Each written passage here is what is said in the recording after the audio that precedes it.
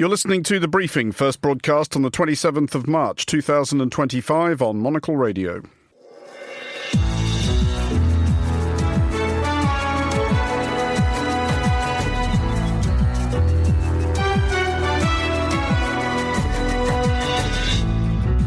Hello and welcome to The Briefing, coming to you live from Studio One here at Midori House in London. I'm Andrew Muller. Coming up on today's programme.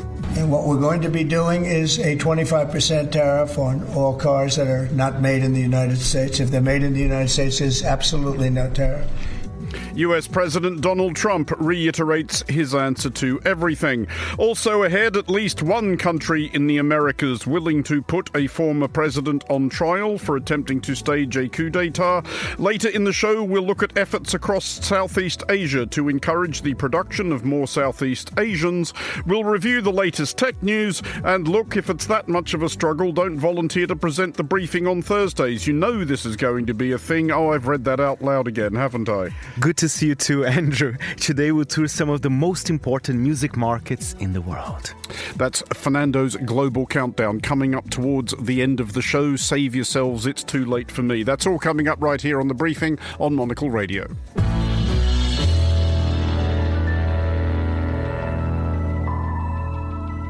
And welcome to today's edition of The Briefing with me, Andrew Muller. US President Donald Trump has announced new tariffs of 25% on cars and car parts entering the United States. Preemptive apologies to those listening on podcast 3 hours from now when he has changed his mind again. As of this broadcast, however, there is little audible rejoicing among car manufacturers in the US or elsewhere. The US imported around 8 million cars last year, and even many American automobile concerns import parts from Canada and Mexico, and even Elon Musk, current favoured Trump sidekick and proprietor of Tesla, has acknowledged that the impact on his company, for one, will be significant. I'm joined in the studio by Monocle's executive editor, Chris Lord. I mean, Chris, the eternal question with Trump and tariffs, does he actually understand what they are, or is he just proceeding on the assumption that most of his voters don't? I think that the trouble is he doesn't understand, I think, or he's not willing to recognise the way that manufacturing has evolved in the United States. You know, when I was based out there for Monocle, I wrote stories about Monterrey in the north of Mexico is a great example, which is where you've had Kia, for example, open huge plants there, South Korean manufacturer of sort of affordable family cars, huge plants there. But not only that, you have a vast supply chain of parts that go back and forth over the border, as in, you know, you have big manufacturers within the United States who are 100% reliant on small car parts manufacturers across the border in Mexico. If this goes ahead with such huge tariffs, obviously, as you mentioned, it's 25% on imported cars, but then another 25% on parts coming into the US from May. If that goes ahead, I think that supply chain is going to be severely damaged. And it just, you know, this was what everybody said before these came in, you know, and even before he came into the presidency, is that there seems to be a kind of willful desire to not understand the way that manufacturing has been shaped by globalization, and not even by globalization, Andrew, by nearshoring, which is so recent.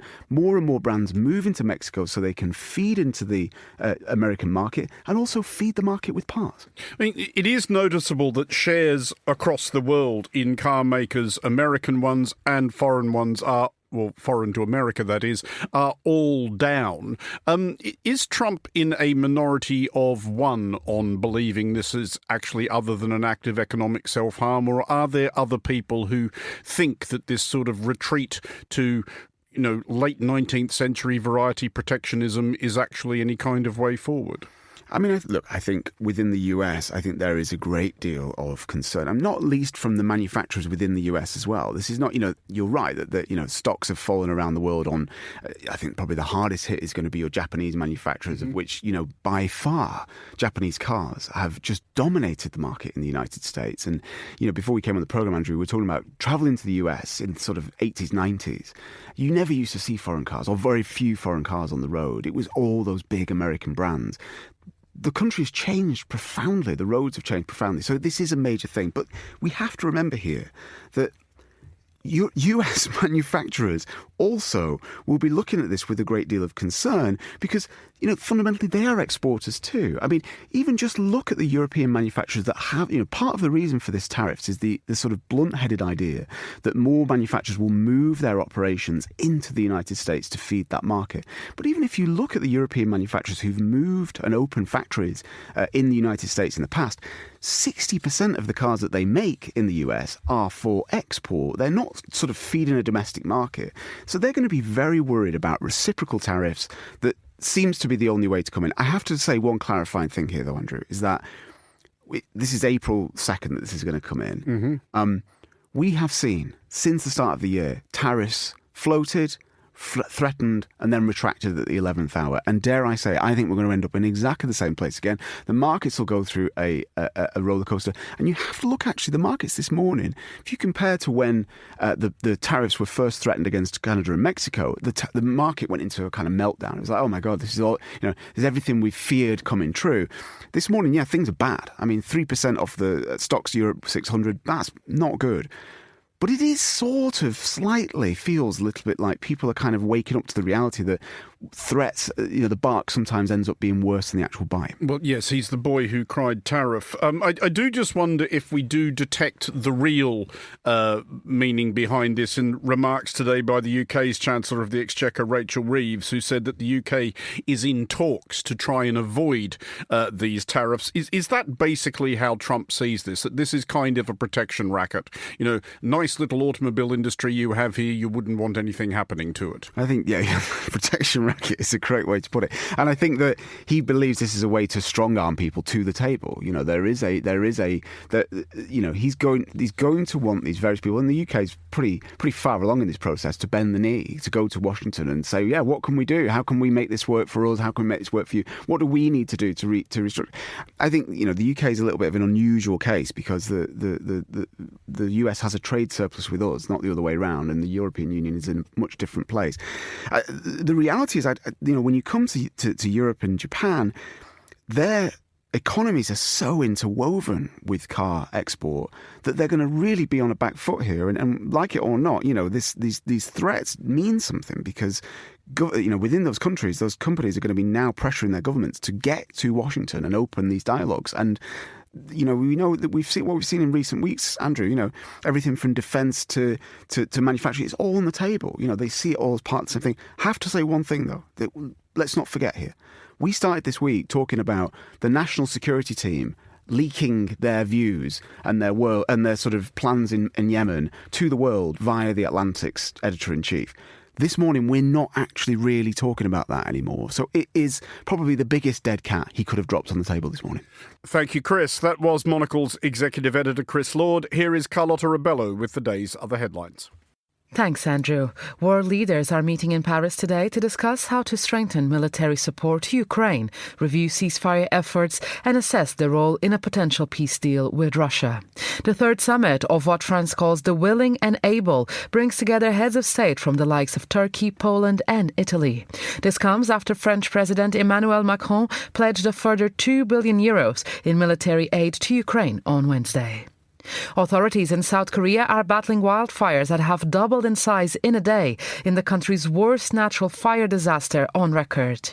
At least 27 people have died and hundreds of buildings, including historic temples, have been destroyed in the southeastern province of North Gyeonggi-san. Officials note that the blaze comes after unseasonably dry weather, exposing the harsh reality of the climate crisis. And a new word to describe the feeling of overwhelming cuteness has been added to the Oxford English Dictionary. Giggle, taken from the Philippines Tagalog, is an emotion so intense that it gives us the irresistible urge to clench our hands and squeeze whatever it is we find so adorable. The new edition is part of a list of more than 600,000 of untranslatable words, or those that do not have English equivalents. Those are the day's headlines. Back to you, Andrew. Thank you, Carlotta. You're listening to The Briefing on Monocle Radio. Now, President loses election, refuses to accept result, incites the violent seizure of the seat of government by his more fanatical followers, schemes with others to thwart the democratic will of his fellow citizens, and is investigated, charged and put on trial. Imagine that.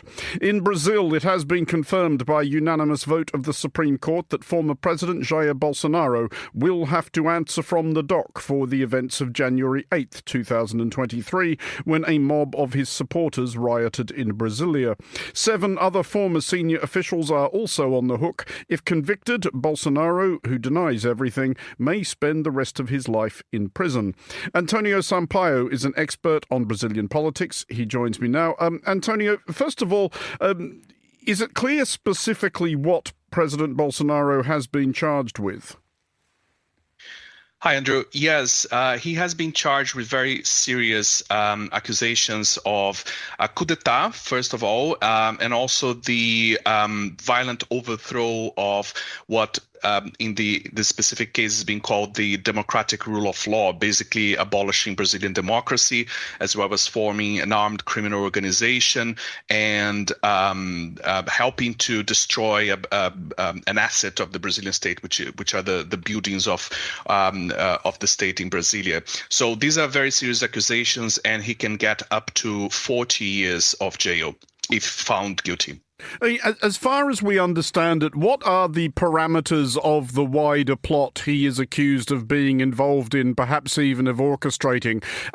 As the charges and the indictment see it, what did he and his people around him want to happen in January 2023? So the accusations laid out by the general prosecutor of the Republic in this deliberations of the trial over the past few days is that Bolsonaro orchestrated, along with several people. There were several of his former ministers yesterday and the day before the Supreme Court, including 2 former defense ministers, his head of the intelligence services, being accused, all of them, of orchestrating and planning to stage a military coup and seeking the support of the heads of the armed forces. Now, one of the people that are going to be on the dock with Bolsonaro is the former head of the Navy, an admiral.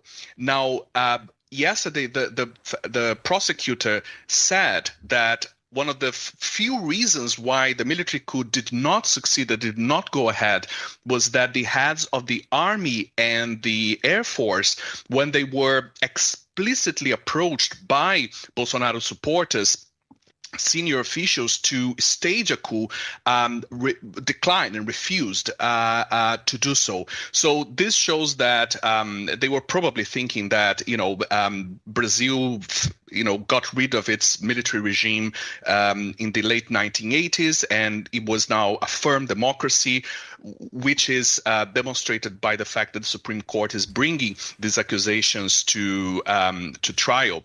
Now, and on top of that, they circulated a document laying out, questioning the veracity of the Brazilian elections and inciting his supporters to invade the buildings in Brasilia in January 2023. So these are the instruments in which he hoped to stage a coup. And just finally and briefly, if you can, Bolsonaro is, of course, insisting that he is completely innocent. This whole thing is a politically motivated witch hunt in order to spike his ambitions of running for president again, etc.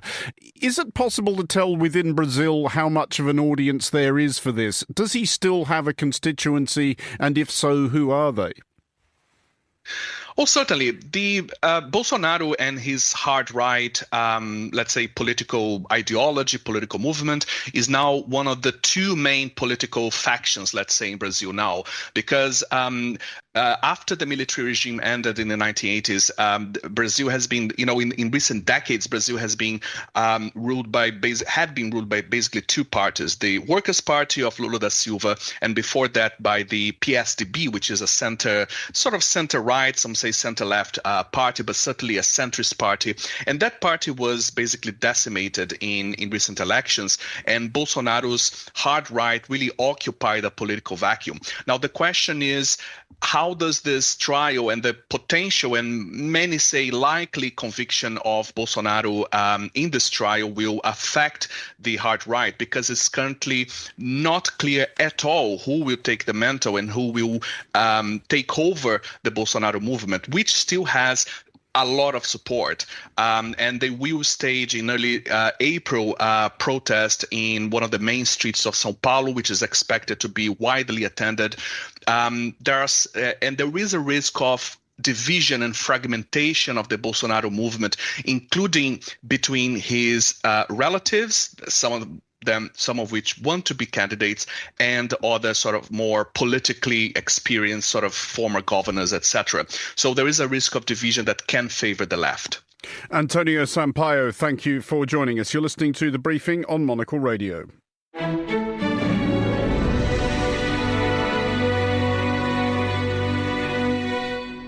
You're back with The Briefing on Monocle Radio. Birth rates in East Asian countries were very low in 2023 to 24. South Korea's was 0.75, Japan's was 1.2 and Taiwan's 0.89. To address these low birth rates, governments have launched various measures, including the official support of matchmaking. Busan's local government offers singles who match at events the equivalent of about $340 to spend on dates. Those who get married are spotted approximately $14,000 up front. Perhaps as a result of such efforts, South Korea's birth rate soared by 11.6% in January, the largest jump since 1981. Well, I'm joined with more on this by Waka Ikeda, a Tokyo-based freelance journalist. First of all, is there a clear line, I guess I'm asking, on why this is such an issue in Southeast Asia in particular? It's not the only place in the developed world where birth rates have been declining, but it does seem more pronounced. Hello, Andrew. Thank you for having me. In East Asia, women do not have fertility problems. It's the society that isn't fertile for having families. And I feel like there are three factors that are unique to East Asia. First, an educational rat race with a cram school culture. And the second, severe gender inequality, both in workplaces and households. And lastly, I call it a specs culture. I mean, is the government-sponsored efforts at matchmaking, though, or are the government-sponsored efforts at matchmaking, are they making the difference? Has there been enough take-up that they would account for the kind of increase we've seen in at least some places? No, actually, we haven't. Yes, South Korea increased in 9 years.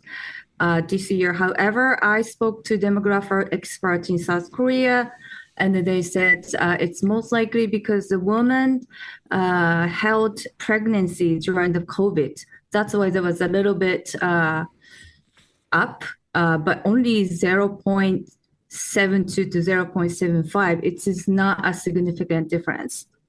So is it basically all rooted in, I guess, a shift in attitude to the idea of marriage and family among younger generations in Southeast Asia? And if that is the case, what is driving that?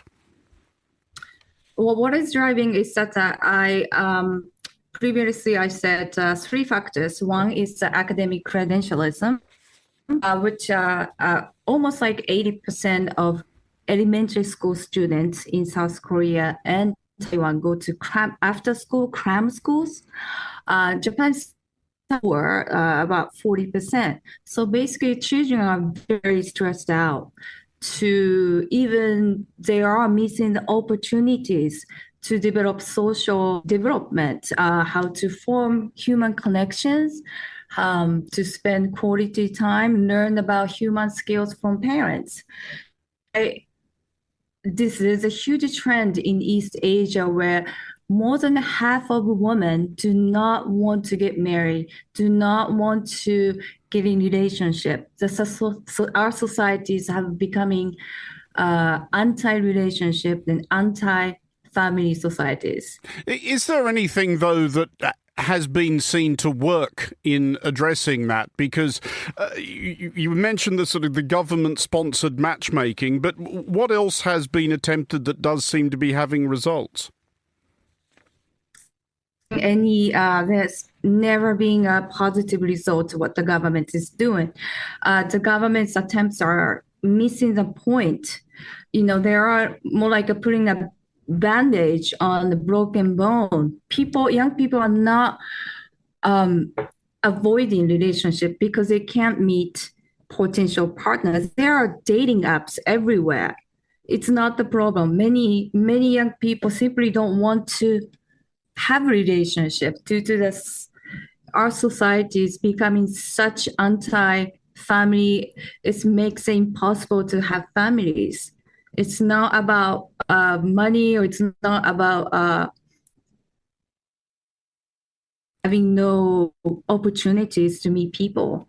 Waka Ikeda, thank you for joining us. You're listening to The Briefing on Monocle Radio.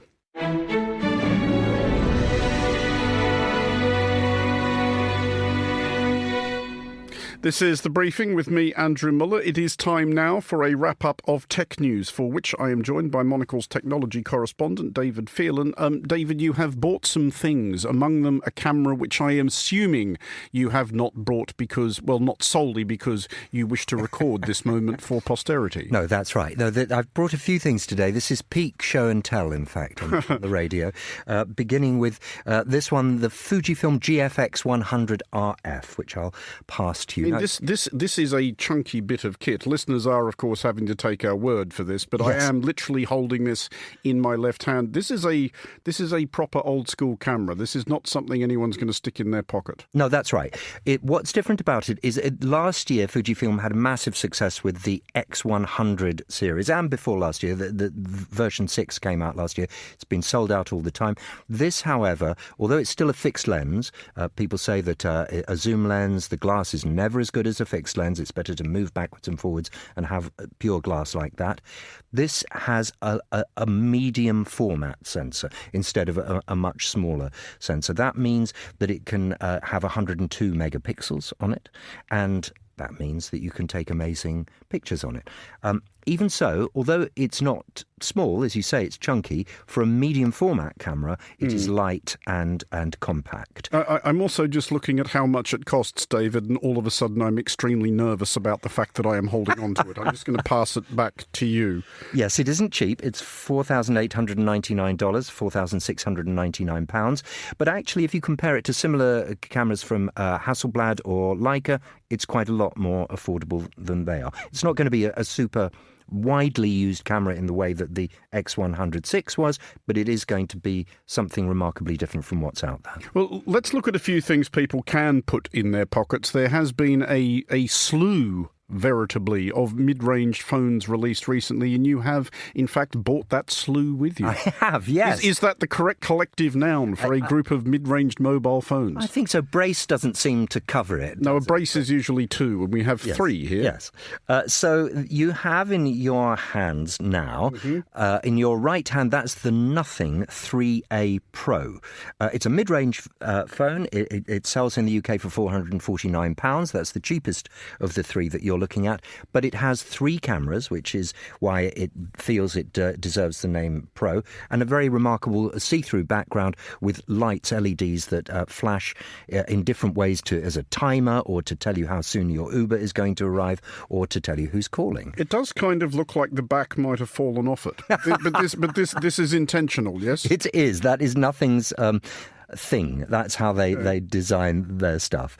The next phone that you have is the recently released iPhone, the iPhone 16e, the most affordable iPhone. You can't quite see the back because I put it in a case to protect it, but you can see a picture of my dog on the front. And that is their £599 camera. That has by far the fastest processor of the 3 phones you're looking at, and is the most agile, but it's also the most most expensive. And then the most recent coming out right now is the Samsung Galaxy A56, as well as its flagship S series. Samsung has a decent business with its A series, and the 56 is the most expensive of these, but it's still only £499, $499. I mean, we've kind of tipped the wink on this one by noting which one does have a photo of your dog as its screen background, but which of these is your pick? I like all of them, I have to say, but they have different functions. If you like Android, then you're definitely going to obviously choose either the Samsung or the Nothing. The Nothing, I think, is the most intriguing, but the Samsung is the most capable.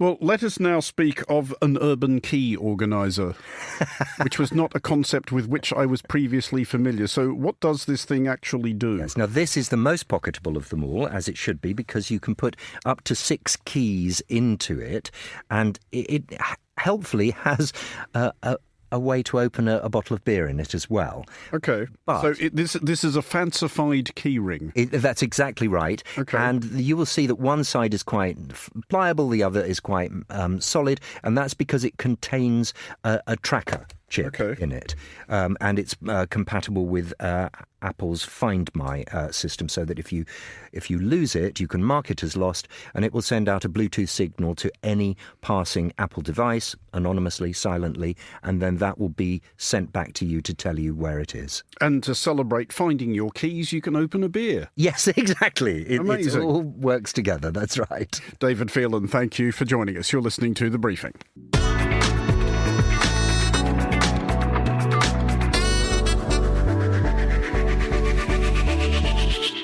You're listening to The Briefing with me, Andrew Muller, and folks, it's your absolute last chance to fling your phones, iPods or laptops or iPads into the nearest available pond. Fernando Augusto Pacheco is here with the Global Countdown. Fernando, what is this week's theme? He asked with due trepidation. I'm going to surprise you, but it's a special one. It is a special one. It is a sequel in a way, because last week I was looking at the top 5 music markets in the world. I tuned in avidly. I'm sure you did. And this time I'm looking actually at the rest of the top 10, which in my opinion, Andrew, is more interesting because those are the rising markets. So this is the area where there's ups and downs. And I have to say, how do we know they're rising markets? They might be descending. They're not descending. And in fact, I have to say, really sorry to Australia. Used to be a top 10 music market, not anymore.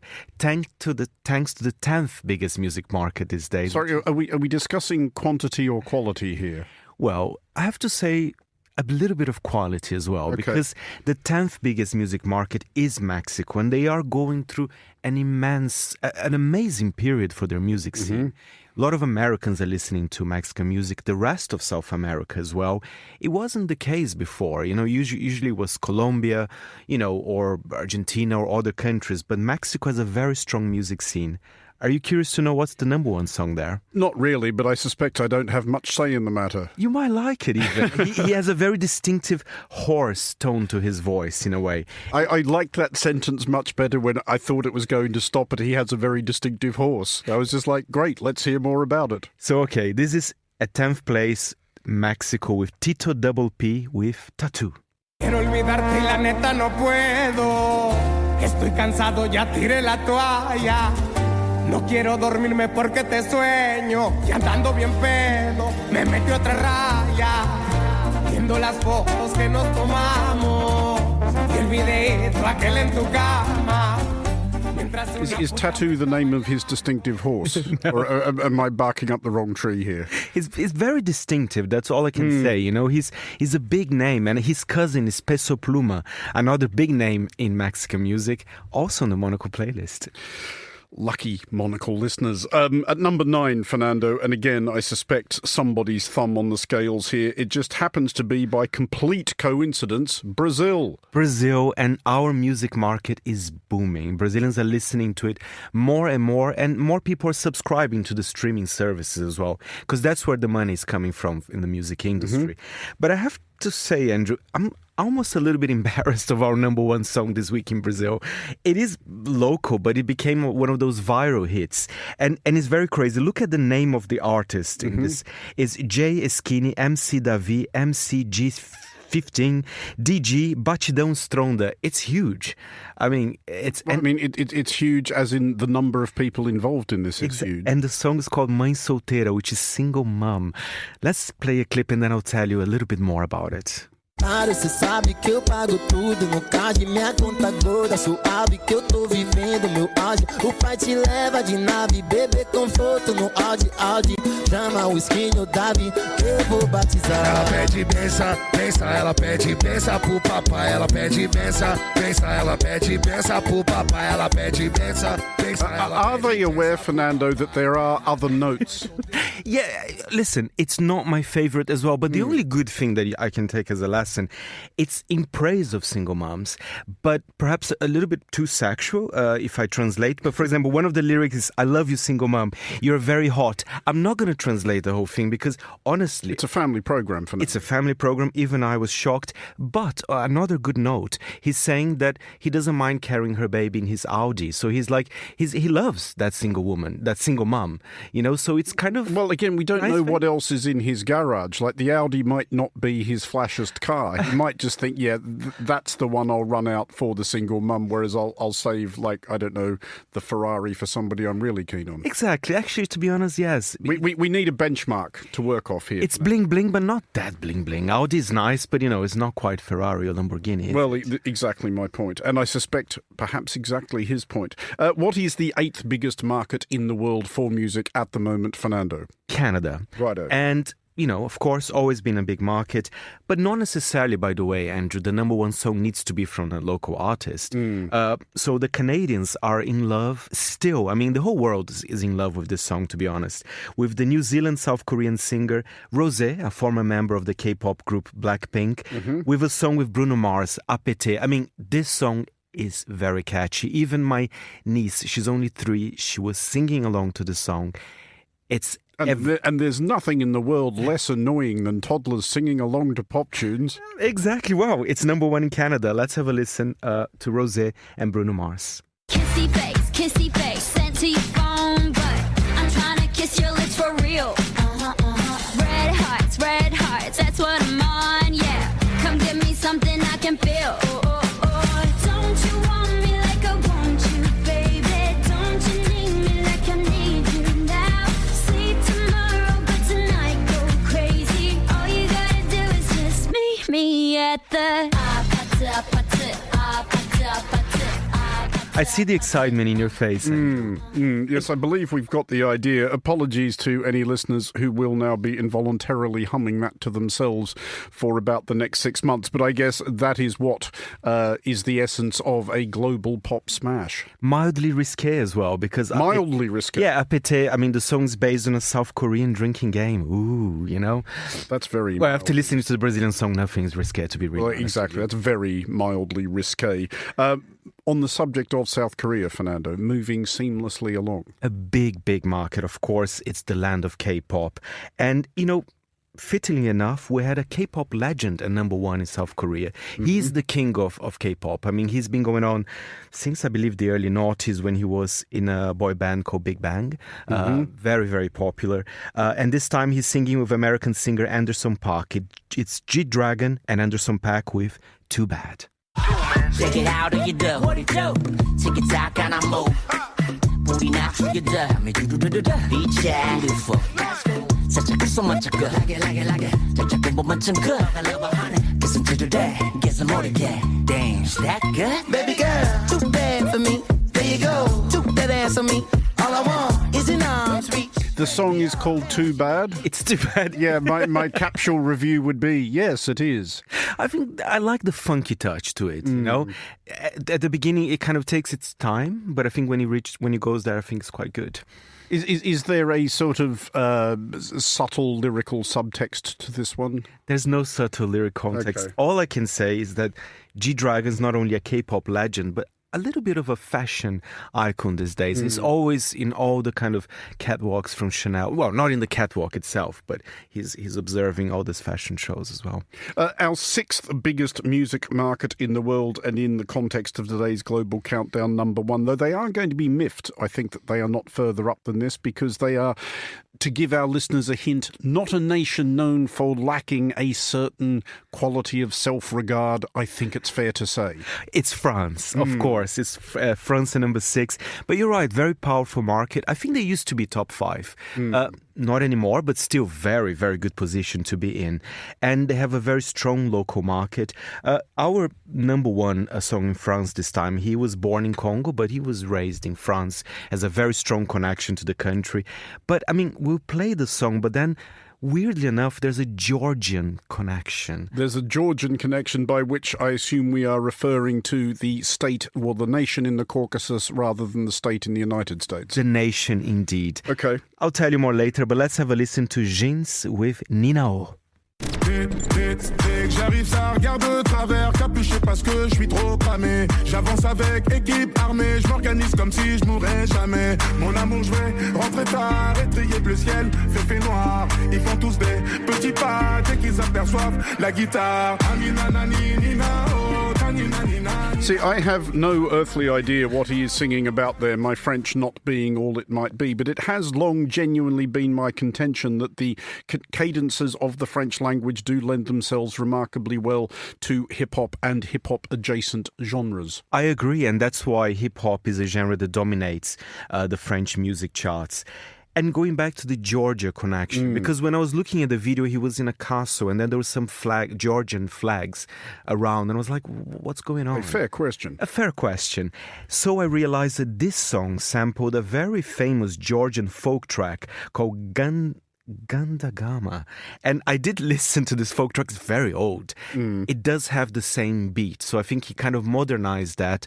But one thing I couldn't find, what was his connection to Georgia? Maybe he doesn't have a connection. He appreciates Georgian folk. He just liked the tune, and he is, well, you don't hear enough, I would argue, of the whole French, Congolese, Georgian pop crossover thing. And that's what brings the tears to my eyes, the global countdown, literally. Fernando Augusto Pacheco, bringing tears to the eyes of our listeners for several years now. Thank you for joining us. That is all for this edition of The Briefing. It was produced by Monica Lillis and Ryuma Takahashi. Our researcher was Francesca Jilks, and our studio manager was Elliot Greenfield. The Briefing returns tomorrow at the same time, midday UK. I'm Andrew Muller. Thanks for listening.